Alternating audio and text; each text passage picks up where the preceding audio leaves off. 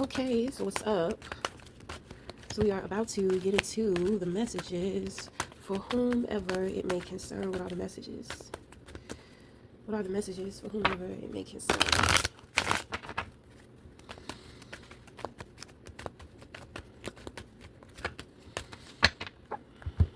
So we have a projection. Ooh. So somebody intentionally wants you to think, so if they did some type of spell work to where they're trying to plant like negative seeds in your head, this is a projection. Could be just people just sitting around talking shit. This is a projection. Somebody could be lying through their teeth, trying to convince people that you are something that you're not. So let's see what's going on with this person. So my thing is that with you having the Five of Cups in the position of your crown, you already know what these people are going through. So it's like you're picking up on their grief. But most people, instead of grieving, they want to be angry. So this also tells me that individuals are very impatient too. Okay, may have something to do with sobriety. Okay, so they have the Six of Pentacles, Six of Wands, Temperance, Tower, and Seven of Swords in reverse. So they already know that their lies are not going to work. So with the Six of Pentacles, they don't want you to be give and take. They don't want you to be generous. They don't want you to level up in your life. With the Temperance card in reverse, that is the sobriety card. People think that you have addictions. Do you have addictions? You don't have any addictions. You may have a vice. You may have things that you enjoy. Maybe you smoke, maybe you drink, but you're not a big smoker and you're not a big drinker. It's not something that you have to have, So remember, with a projection, these are what other people are going through. But with the grief card here, it's like they want you to be grieving with them. And it's just like, how they want you to it's like they want you to empathize with them in some kind of way. For whatever reason, I don't know. But these people are suffering, okay?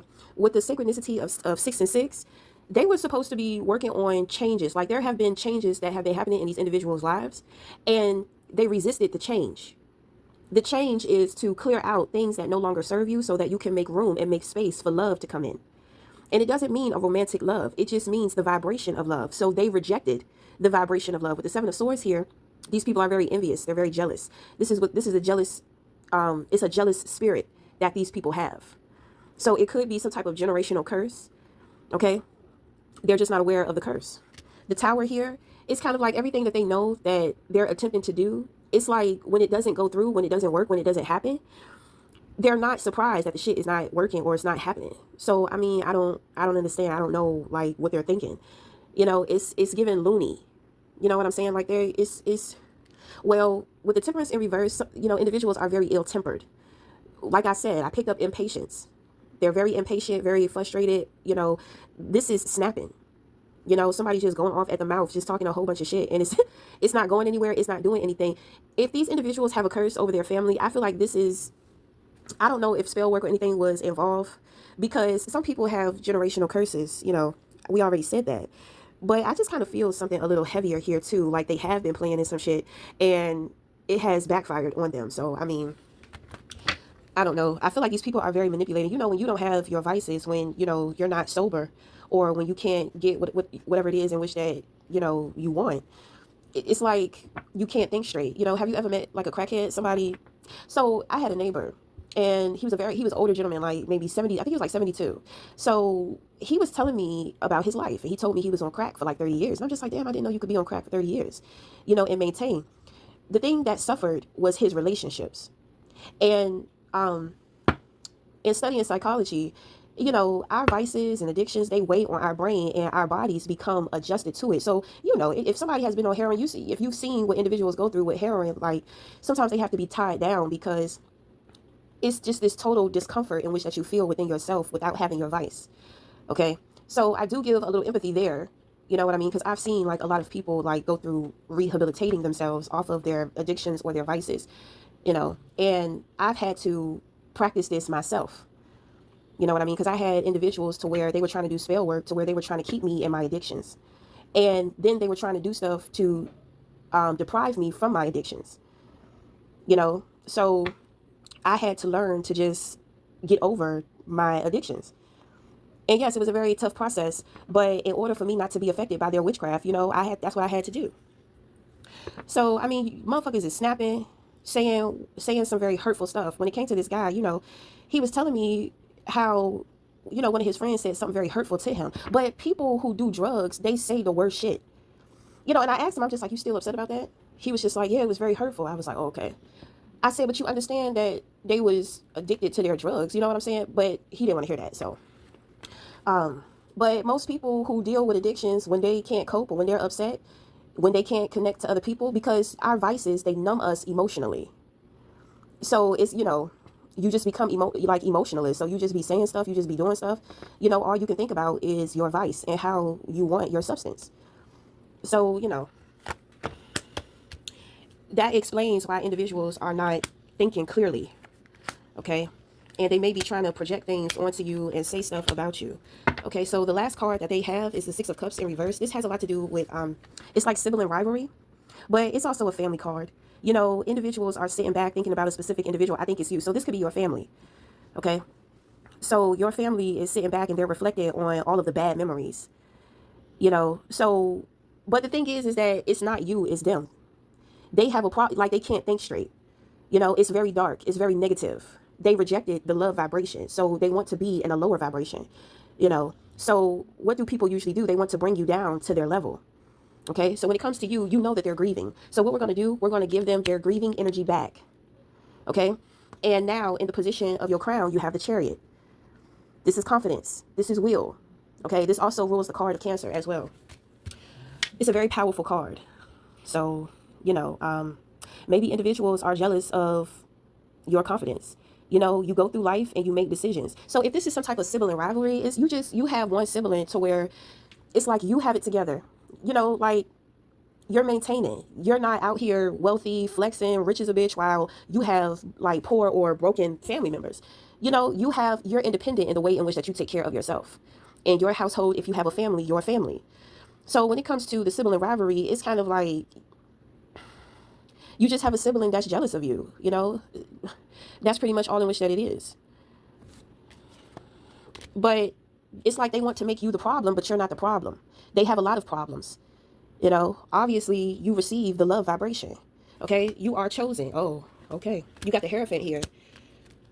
When it comes to the chosen ones, your family is always going to be your greatest test. Your family is always going to be the individuals, because it starts first with your family. You're born into a family to where, they're meant to pretty much keep you hidden and keep you small. So there could have been a situation to where this sibling who's suffering, they were favored when they were growing up, when y'all was growing up. You probably were treated unfairly, when it came to this sibling. So they must have favored and spoiled this sibling. And, this sibling may have been doing whatever they wanted to do. They may have been a hellraiser, but it's kind of like there were no serious consequences for this person. There was no discipline around in the home. You know what I mean? Not to say it wasn't discipline at all in the home. It was just, I don't know, like maybe dad worked all the time and, mom was always home and, mom really didn't want to deal with shit. Maybe mom had shit going on.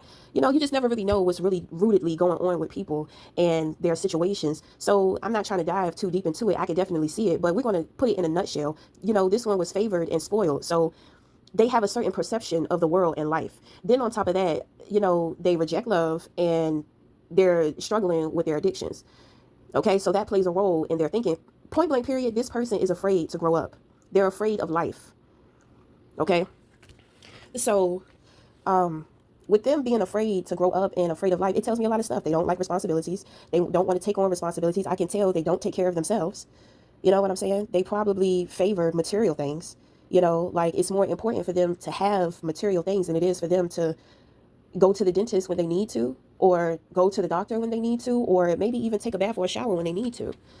But a lot of that has to do with how we grow up too, because if your parents don't, if they don't teach you these things, if they don't mentor you, and don't get me wrong, because I work with my son a lot, but, and even when I was younger, we were told and taught a lot of things, but as a kid, you don't really care about that stuff. And it doesn't matter because later on in life, these are the things that the children are going to root back to. My grandmother was the only healthy, she was the only healthy person in the family. So when we would go spend our summers with her, it was all health stuff. At first it was just like, oh man, but after a while, you get adjusted to it. We used to do a lot of activities. She would, we couldn't have cereal that had more than 10 grams of sugar in it. She would put bananas and stuff. We were limited on the snacks we could eat. You know, we had plain potato chips, grapes, fruits, and vegetables. You know, when you're younger as a kid, it's just like, ugh, I don't want to eat this stuff. I'm so miserable here. I don't want to do this. But when you get older, you know, because later on in life, I became very serious about health.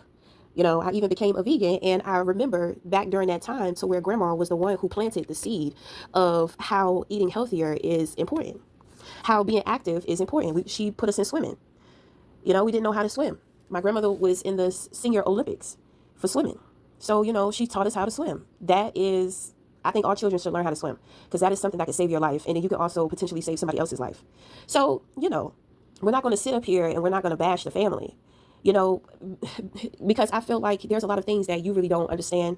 There are a lot of things that you have healed from, you have let go of. If you've had issues with your family, if you had questions about it, well, you're grown, living your own life. You have your own problems to deal with. You have your own pleasures to tend to, your goals, your ambitions, you know, so, and especially if you have children too yourself, you can't spend too much time like worrying about your past. You know, you got to stay focused on your life. With you being a chosen one here, you are the one to where it's like you were supposed to save your family, but it seems like your family favored somebody else. So what this does is that it frees you because wherever you're going within your life, they cannot come. You know, let's say if you become very wealthy, even if you take care of them financially, spiritually, they won't have it together. So spiritually and mentally, which means that these are individuals you cannot share your success with because behind the scenes, they're going to be trying to figure out how to sabotage you. You know, you can give them all the money in the world, but they'll still not like you or hate you or find some type of reason. You know, with the King of Wands here, you are the leader. You display leadership roles and characteristics. That is a part of the chosen. Okay. With the Seven of Pentacles here, there's an investment. You are investing. I feel like you're investing more within yourself because it's lined up here with the Star card. So there's a level of healing that you have overcame when it comes to you putting into and receiving within your relationships within your life. You know, when it comes to business, your first investment, well, for one, is you, because without you, how can there be a business? But then two, how are you investing in other people? Okay. So I feel like you have planted a lot of seeds for the future.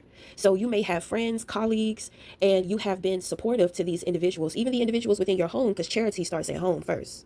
So, you know, you must be very charitable, which is why individuals are trying to block you. It's like they're trying to block you from being you. They want you to think of yourself as them, but you're different from your family. The blind cannot lead the blind, you know, and you got to be careful with being a chosen one. Them parents get real jealous. They get real fucking jealous because they feel as if and they think as if you're better than what they were when they were parents. They think of you as a better person. They think of you as a better parent. You know, and I say to myself, that's crazy. You would think that you would be proud of your child. You already know if your child good, if your child make it, you already know you won't be good. So that's why I picked up on a curse. You know, there's a generational curse that is over this family. I pick up that they chose another sibling to rise up the family, but that sibling was being goofy, which means that they did not take this opportunity serious. You know, like God really loves this family, but they have rejected God's love. So, you know, they're going to get the opposing energy. They're going to start experiencing the opposing. The spirit of God lives in you. And when you talk to your family members, sometimes it's not even you. Sometimes it's God talking to them and they don't even know. So you have the Four of Swords here. So the universe, God is telling you, rest your heart. Rest your weary heart. Like mentally, you can rest. These people have been trying to play on your top for a while. And, you know, it's kind of like God has put his foot down now. So, I mean, if you're going to know this, maybe some of your family members are going to start going through shit. You know, maybe they'll find the humility. Maybe they'll be humble. Maybe they'll humble themselves, you know, and, you know, stop trying to fuck with you. Stop trying to blame you for everything. Stop trying to bring you down to their level. You are there to move your family forward, but they didn't want it. So it just is what it is. So it's kind of like your mission is over. Okay. And God is very proud of you. God is moving you forward. Okay. So that's going to be the reading. Until next time, we'll talk again. Thank you.